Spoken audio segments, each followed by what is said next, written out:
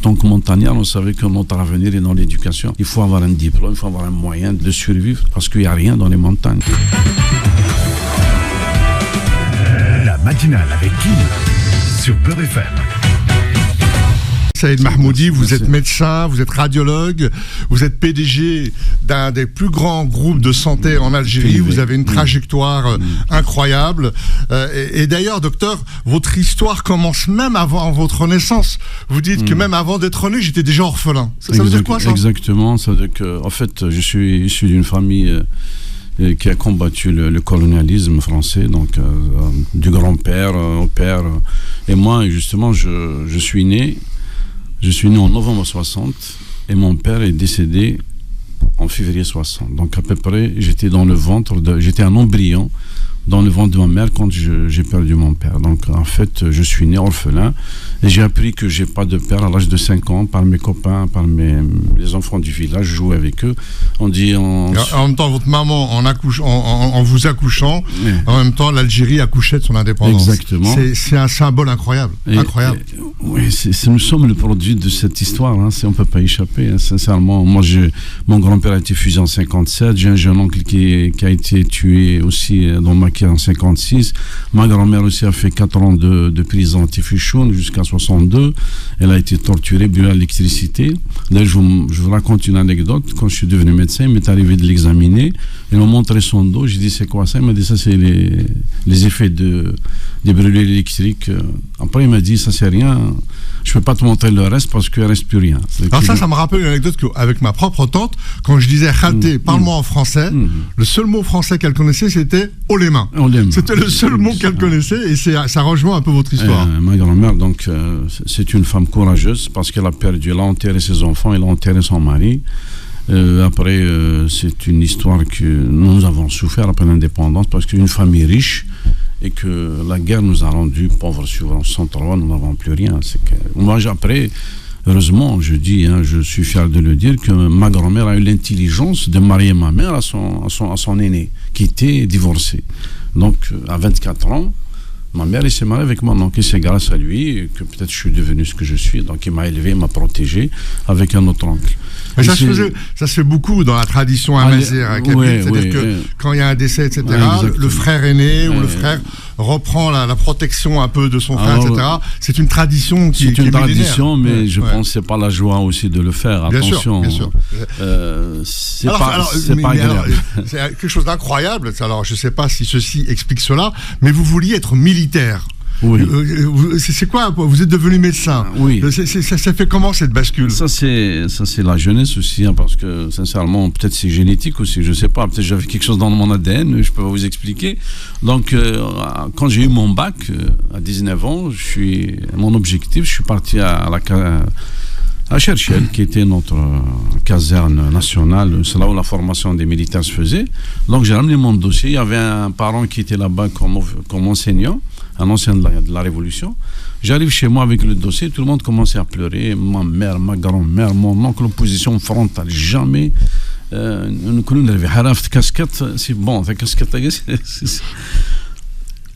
Après, qu'est-ce que j'ai fait? Je dis, je vais aller faire biologie, 80.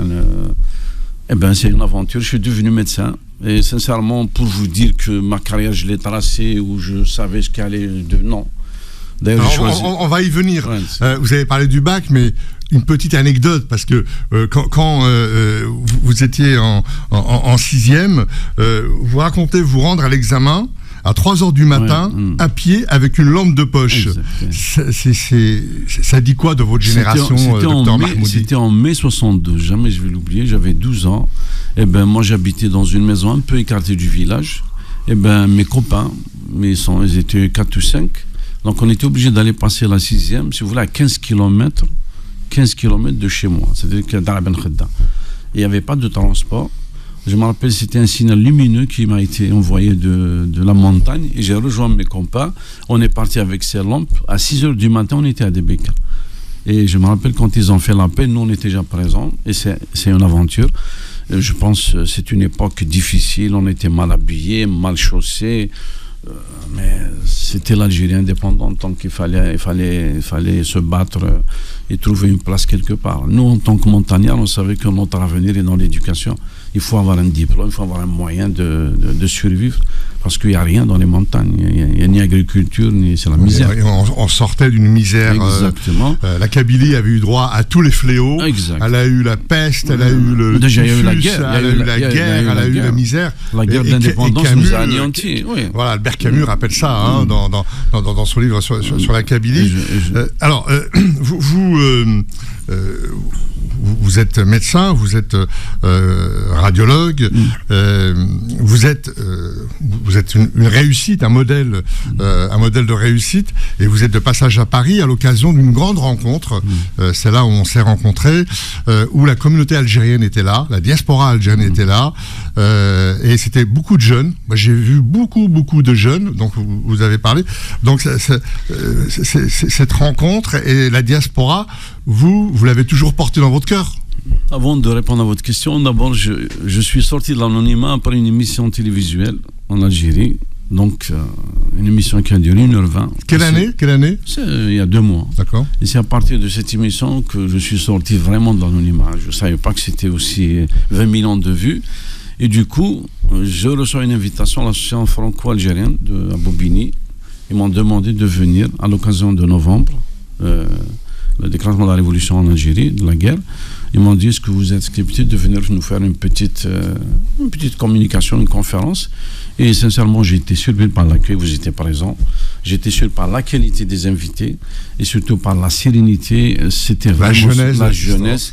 Et par l'engouement aussi, tout le monde venait me voir. J'ai jamais fait autant de photos de ma vie que la semaine passée à Bobigny. Donc, sincèrement, il y avait une parité incroyable. Il y avait ces hommes-femmes, c'était très mélangé. J'étais ému des jeunes, des hommes âgés, des sénateurs, des médecins, des professeurs. Et surtout aussi de tout le territoire national. C'est qu'il n'y avait pas une région qui dominait sur l'autre.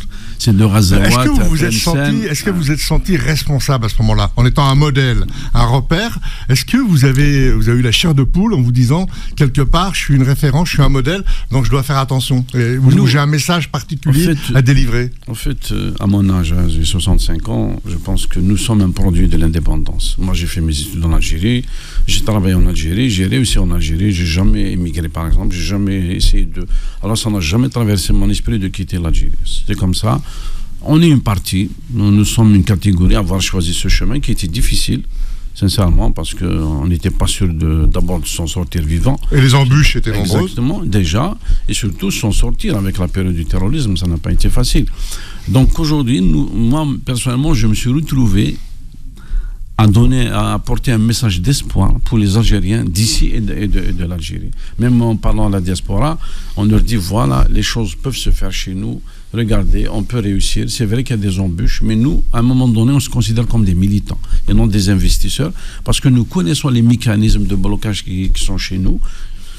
Donc nous, on arrive à se battre et à changer les choses. Alors on a l'impression, docteur Mahmoudi, que les Algériens d'Algérie, ils sont en Algérie, il y a des Algériens de la diaspora, et on a l'impression que ces deux Algéries, entre guillemets, c'est la même Algérie, ne se rencontrent jamais, et vous, on a l'impression que vous êtes le point de rencontre. On a l'impression que votre histoire, que vous êtes l'intersection entre ces deux Algéries qui, en fait, n'en fait qu'une. Au fait, les jeunes de l'association franco-algérienne ont joué un rôle important. Et tout ça, c'est venu rapidement. En 20 jours, on avait décidé, bien, envoyez-moi votre photo, on va faire ça. J'étais surpris. Et ben, je me retrouve à Bobigny, dans une mairie, dans une grande salle, où il y a plein de monde, avec un bon couscous. Et c'était un moment, donc, et nous, je vous dis, l'Algérie, pour moi, il y a une Algérie, bien sûr, mais la diaspora, elle fait partie de l'Algérie. Et d'ailleurs, j'étais surpris parce que les gens, on dirait qu'ils sont en Algérie. En les écoutant, ils ont l'Algérie dans le cœur. Souvent, les diasporas sont dans la surenchère. Exactement. Que ce soit la diaspora arménienne, antillaise, peu importe. Il y a souvent une espèce d'attachement même irrationnel. Et moi, je dis toujours, même si c'est un lampadaire qui est président de l'Algérie, et ben la diaspora, elle aimera toujours ce lampadaire. Donc, il y a une espèce comme ça d'amour irrationnel de l'Algérie. Avec Saïd Mahmoudi, qui est médecin, radiologue, PDG du groupe de santé du même nom, une clinique à Tizi Ouzou, je crois une autre à Alger. Vous prévoyez prévoyez de construire un hôpital en Afrique. Dans quel pays? En Mauritanie. En Mauritanie. Et donc... On a aussi quelque chose à Oran aussi. Voilà. Alors, deux petites étapes. Vous avez installé un appareil de radiologie qu'on vous a donné, je crois, dans un garage, dans un petit garage à l'époque. Et puis, très rapidement, vous êtes passé à l'IRM, au cyclotron. D'ailleurs, vous avez une fille qui marche sur vos pas, qui est qui fait de la physique nucléaire et qui voit très haut. Alors, rapidement, expliquez-nous un peu cette rentrée dans la radiologie et en plus, après cette ascension fulgurante. Donc, après mes études de médecine générale à Alger, j'avais terminé en 85. Mon cycle, c'était à l'époque de 6 années. Effectivement, j'étais bien classé dans le classement j'étais 30e, mais c'était la première promo où les médecins, où les premiers avaient choisi de faire radiologie. Parce que l'imagerie, quand on en parle aujourd'hui, c'est une spécialité qui est en vogue, tout. Mais il y a 40 ans, les gens refusaient de la faire. Parce que d'abord, c'est une spécialité difficile. Il n'y avait pas beaucoup de technologie dedans. Il n'y avait que des rayons X. L'échographie venait de pointer. Si je me rappelle bien, c'était l'époque aussi des microscopes à balayage. Exactement. Je me rappelle je me rappelle, la sonde de l'écho, c'était un gros baraque comme ça. C'est pas donc, le scan, c'était le clockways contre clockways. Il n'y avait pas cette machine qui tourne, ces multicoupes. L'informatique a révolutionné l'imagerie. Donc, moi, je fais partie de la première génération de radiologues qui a travaillé à Mustapha. Je me rappelle, on travaillait sur le premier scanner en Algérie qui était à l'hôpital Mustapha. Le premier scanner. C'était un scanner, ça s'appelle un DR1. C'était le premier scanner déjà qui était. Il y avait celui de 78 installé pour le président Boumedienne. Donc c'était un monocopie physique. Moi, je fais partie de cette génération. Donc en 85, quand j'ai choisi la radiologie, c'était pour faire une carrière universitaire, devenir professeur en médecine, en radiologie et travailler à l'hôpital. Donc là, je parle de l'Algérie des années 85, avant l'ouverture économique. Avant qu'il y ait une libéralisation, c'était à partir de 90. Donc moi, j'ai travaillé j'ai fait ma spécialité à Alger, avec des formations à l'hôpital militaire, ainsi de suite. Mais quand on avait terminé nos études, l'Algérie était en crise. Donc pas de poste budgétaire, pas de... la situation politique commençait à bouillonner, l'avenir du pays était entre parenthèses. Oui, on a vécu une décennie où l'État lui-même était chancelant. Exactement. Pour pas dire absent. Je vous raconte une anecdote. J'étais affecté à Djelfa, dans un cadre de santé publique. Je suis arrivé là-bas, j'ai rien trouvé. Je parle de l'Algérie d'il y a 30 ans. L'Algérie d'aujourd'hui, elle a complètement changé. Surtout à Djelfa. Exact. Ouais. Donc après, je suis revenu. Alors, j'avais le choix soit de partir à l'étranger, comme tous mes amis. On était 3 ou 4 à rester, tout le monde était parti. Moi, j'ai choisi de rester, mais comment? Il fallait trouver la solution. La solution, c'est le hasard. J'ai un ami qui était médecin radiologue, d'ailleurs, il n'avait pas terminé. Il avait son ami, c'était un Mokrani, Bourtouche Mokrani, il m'a dit il a une table à Benidouala, il ne l'a jamais utilisée, elle est dans les caisses. Est-ce que tu es intéressé de la récupérer? Comme j'étais fiché, donc j'avais pas de service civil, j'avais pas de service militaire, j'étais libre. Donc je pouvais m'installer et c'est avec rien, je dis rien du tout, je n'avais rien, j'avais même ma maison. Vous aviez simplement un groupe électrogène. Ça c'est après. Donc l'artisan de la médecine, l'artisan de la radiologie. On va arriver. Eh ben dans un truc de 50 mètres carrés de Raban Khedda. C'était avant le déclenchement du terrorisme.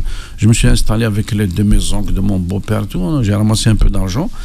Donc j'ai loué ce garage de 50 mètres carrés. J'ai installé la table, une Turin. C'est vraiment une table de faible puissance avec un échographe. Et c'est de là que j'ai commencé. Mais sincèrement, je touchais un petit salaire à l'hôpital. Je me retrouvais déjà à travailler parce qu'à l'époque, il y avait pas. Le secteur public était presque à genoux. Donc toutes les radios se faisaient chez moi dans le privé. Et ça a scandalisé certaines personnes, dont un Wali que vous avez traité. Et ce Wali, en voyant comment vous travaillez, vous dit mais comment se fait-il que vous travaillez dans ces conditions? Et là, vous avez eu accès à un terrain qui vous a facilité. Ça c'est attisé. Mais en 92-94, donc j'ai travaillé à DBK dans des conditions difficiles. Il y avait même des attentats terroristes juste à côté du cabinet. Après, il y avait un monsieur qui est venu, m'a dit qu'est-ce que tu fais ici? C'est un garage, viens à Tizi, je vais vous vendre quelque chose. D'ailleurs, je me rappelle, j'ai fait un crédit bancaire pour acheter c'était à la BDL. Donc j'ai acheté cet appartement de 250 mètres carrés qui était spacieux, mais malheureusement, il n'y avait pas d'électricité. Moi, entre-temps, j'ai acheté un passeport à Alger, à Raya, parce que ma famille était à Babzouar, moi j'étais à Raya. Donc je faisais la navette. Le passeport à 60 millions. Et j'étais contraint d'acheter un groupe électrogène. Je pense que je suis le premier Africain qui a fait tourner un cabinet d'analogie avec un groupe électrogène. Et vous avez innové. Alors, donc rapidement, donc vous vous installez en tant que radiologue, etc. Et donc vous avez en fait lors de la réunion, cette fameuse réunion pour le 1er novembre à Bobigny, vous avez raconté votre histoire. Et moi, je vous ai dit, mais docteur Mahmoudi, c'est pas votre histoire, c'est l'histoire de l'Algérie. Exact. Vous avez raconté l'histoire d'Algérie, en fait, les embûches, les problèmes, les bonheurs, les malheurs. Enfin, vous avez traversé le désert quand même. Et surtout... Cette traversée du désert, vous l'avez connue, vous l'avez touché du doigt. L'histoire de Mahmoudi, c'est l'histoire effectivement de beaucoup d'Algériens, mais surtout des fils du Shahid. Les enfants des martyrs ont souffert. Moi, je les appelle les écorchés vifs de la Révolution. Parce que, en fait, on a souffert, on a été abandonnés. Je me rappelle, on touchait un dinar par jour. Je vous raconte une anecdote, je l'ai déjà racontée. 30 dinars par trimestre, j'ai acheté un parapluie, le vent est venu, il l'a écrasé, donc j'avais plus rien. Donc ça c'est mon histoire. Donc nous, on a vécu ça, mais il y a autre chose. Moi par exemple, j'ai jamais bénéficié de logement. Pendant 11 ans, j'étais marié, je faisais en location. Il y a des choses que je peux pas vous dire.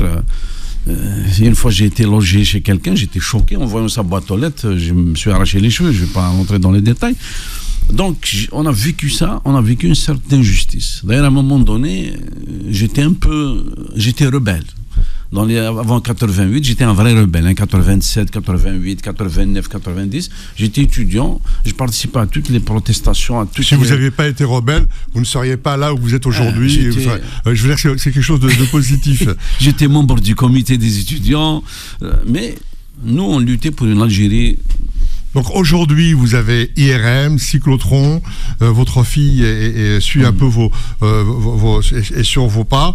Aujourd'hui, peut-être la photographie du système de santé algérien. Non, vous savez, le système de santé algérien, il avance. Moi, je suis très optimiste. D'ailleurs, c'est pour ça qu'on continue à travailler. Moi, j'ai toujours dit, d'ailleurs, heureusement que maintenant, avec le privé avec le pouvoir, ça communique très bien. Donc il y a une certaine confiance qui s'établit, parce qu'en Algérie, le privé il est toléré, il n'est pas accepté. Donc, je vais me faire l'avocat du diable, docteur Mahmoudi. 20 000 Algériens sont en France et font fonctionner l'hôpital, la clinique française. Et deuxièmement, la nomenclature algérienne, quand elle est malade, elle va se faire soigner en Allemagne ou en France. Alors, ça c'est pas propre à l'Algérie, hein, c'est propre à tout. Qu'est-ce que vous dites de ça, quand vous dites tout va bien, ça. Mais ça c'est propre à tous les pays africains, à tous les Africains viennent se soigner en France. Nous, je vous dis franchement, les 5 dernières années, les choses commencent à changer depuis le Covid-19. Vous savez, le Covid-19. Il s'est passé quelque chose, peut-être il ne faut pas l'oublier, l'espace aérien était fermé, les frontières étaient fermées et les Algériens étaient contraints de se soigner en Algérie. Et c'est là, mon groupe, c'est là où il a été découvert par les Algériens. Je vous assure, pendant une année et demie, j'étais choqué par le nombre d'Algériens qui se faisaient suivre à l'étranger pour des cancers, pour des maladies, et qui étaient contraints de venir chez nous pour leur faire des PET scans. Alors vous avez les États-Unis, l'Angleterre, la France, l'Allemagne, les pays arabes, le Liban, c'est énorme. Et d'ailleurs, vous dites vous-même, tant qu'on ne créera pas un cadre de vie agréable, l'immigration continuera. Vous dites ça. Et l'immigration, nos voisins tunisiens. Pourquoi les Tunisiens quittent la Tunisie ? Moi j'ai fait beaucoup l'Afrique, les Ivoiriens, c'est partout la même chose, parce que les cadres de vie, ils l'ont déjà dit, la vie ici est meilleure que là-bas. Vous avez le cinéma, le théâtre, les beaux trottoirs, les beaux boulevards, on n'a pas nous. D'accord, mais au-delà de ça, il n'y a pas une juste reconnaissance des compétences. Les salaires, la grille des salaires est catastrophique. Actuellement, si je vous dis, en Algérie aujourd'hui, nous avons un problème, c'est nos salaires. De tout le monde, pas uniquement du médecin. Tous nos salaires. Mais est-ce qu'on peut donner plus que ce qu'il y a actuellement ? On n'a pas les moyens, je vous le dis. Mais le travail qui se fait actuellement... Je vous parle par exemple de la santé. Je vais revenir à la question. Vous allez dire ça à un médecin, il va être d'accord avec vous. Mais qu'est-ce qu'il va vous dire, docteur Mahmoudi, vous avez raison. Mais moi, j'ai une famille, j'ai 3 enfants, je dois acheter des baskets, un frigidaire, je dois faire manger ma famille. Donc si je peux aller gagner ma vie ailleurs, j'y vais. Je vous apostrophe. C'est ça la réalité. Je ne suis pas d'accord avec vous, parce qu'un pays se construit par ses enfants. Pour toucher des salaires, il faut créer de la richesse. Si tout le monde fout le camp et partent, on stagne. Mais si là, il rentre le soir Et chez lui et qu'il n'a rien à donner à manger à ses enfants, comment vous faites? On perd nos cerveaux, nos meilleures parties. Et un pays ne peut pas avancer sans sa matière grise. Vous savez, donc, je ne condamne pas ceux qui partent. Je suis d'accord avec vous. Mais nous sommes restés et on est obligé de rester. Moi, j'ai toujours fait confiance. Mais pour revenir à la santé publique ou à la santé, aujourd'hui, le privé commence à être reconnu et on commence à faire des conventions avec la sécurité sociale. C'est une bataille. Docteur Mahmoudi, l'État a une responsabilité régalienne dans la santé, dans l'éducation, dans le transport, etc. Bien sûr. Dans la santé, j'aimerais que vous me donniez votre sentiment. L'agroalimentaire algérien a tué des millions d'Algériens. Vous aviez des produits, il y avait pas la composition sur les matières, etc. Et il n'y a pas une famille en Algérie qui n'a pas un ou deux diabétiques. Aujourd'hui, est-ce que c'est la responsabilité de l'État, quand même, de régler cette histoire? En fait, la responsabilité, elle est partagée. En matière d'agriculture, parce que quand vous avez des gens qui ne respectent pas les normes, vous leur dites, voilà, tu fais un pesticide le matin, lui, il le fait matin et soir, parce qu'il a peur de perdre sa récolte. Vous avez un poulailler, il met des antibiotiques à triple dose. Mais le problème aujourd'hui, c'est que nous n'avons pas encore les moyens. Il faut avoir les moyens modernes pour contrôler tout ce monde-là. Comment je vais dire ce poulet toxique? Il faut avoir les moyens de le dire. Docteur Mahmoudi, on arrive vers la fin de cette entrevue. Deux questions. À 65 ans, que reste-t-il aujourd'hui pour vous à accomplir pour que votre mission soit complète? J'imagine la transmission, mais quoi encore? Moi, mon combat, sincèrement, c'est de rendre la médecine privée en Algérie comme la médecine publique. Ça veut dire que le patient va se soigner avec une carte de sécurité sociale comme ici. Et ensuite, après un échange PP, quoi, public-privé. Exactement. Maintenant, le but, c'est de cette médecine-là, on l'appelle à deux vitesses. Il y a une médecine pour les riches, on va la rendre démocratique et tous les Algériens peuvent se soigner, que ce soit dans le public et dans le privé. Et je vous assure, aujourd'hui, 35% de mes revenus viennent des conventions. Donc déjà, 35% d'Algériens qui se soignent chez nous, ils ne payent pas, ils sont pris à 100%. Et l'avenir, c'est de continuer à aller au-delà. Et le but, c'est justement de rassembler les deux secteurs. Dernière question. Si vous pouviez parler aujourd'hui au petit garçon que vous étiez, qui traversait la nuit avec une lampe pour passer son examen. Vous êtes là, vous êtes arrivé, et vous parlez à ce petit garçon que vous étiez. Que diriez-vous à ce petit garçon? Le petit garçon que j'étais, sincèrement, moi je le dis aujourd'hui, je vais peut-être dévier un peu votre question. L'Algérie reste le seul pays, et je suis fier de le dire, si vous êtes né dans le désert sous une tente, ou sur les hauteurs des Aurès, sur du Djurdjura, sans rien, avec un père analphabète, si vous avez un cerveau bien cortiqué, avec des 19 et des 20 en maths et des 18, personne ne vous arrêtera. Et c'est ça le fruit de notre indépendance. Si c'est pas cet moi, je ne serai jamais radiologue. Vous, peut-être, vous ne serez pas ce que vous êtes. Donc, on s'est libéré et je pense que c'était la meilleure chose que nos parents ont fait. Écoutez, c'est sur de formidables paroles qu'on va se quitter. Merci mille fois d'avoir accepté notre invitation et bonne continuation, docteur Mahmoudi.